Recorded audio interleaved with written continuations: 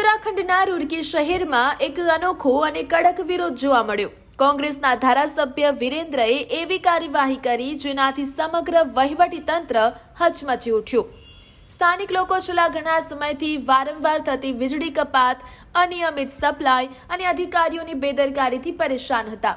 ફરિયાદો છતાં જ્યારે સરકારી અધિકારીઓએ કંઈ સાંભળ્યું નહીં ત્યારે એમએલએ વિરેન્દ્ર પોતે મેદાનમાં ઉતરી આવ્યા। રૂરકીમાં આવેલી એક સરકારી કચેરીનું વીજળી કનેક્શન જાતે જ કપાવી નાખવામાં આવ્યું। ધારાસભ્ય વિરેન્દ્રએ સ્પષ્ટ શબ્દોમાં કહ્યું, જ્યારે જનતાને અંધારામાં રાખવામાં આવે ત્યારે સરકારને પણ અંધારાનો અહેસાસ કરાવવો જરૂરી છે। આ ઘટનાના પગલે વીજ વિભાગમાં દોડધામ મચી ગઈ।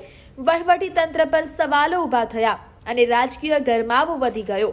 હવે સૌથી મોટો સવાલ, શું આ કડક પગલાં બાદ અધિકારીઓ જાગશે કે પછી જનતાની સમસ્યા ફક્ત ફાઇલોમાં જ દફન રહેશે?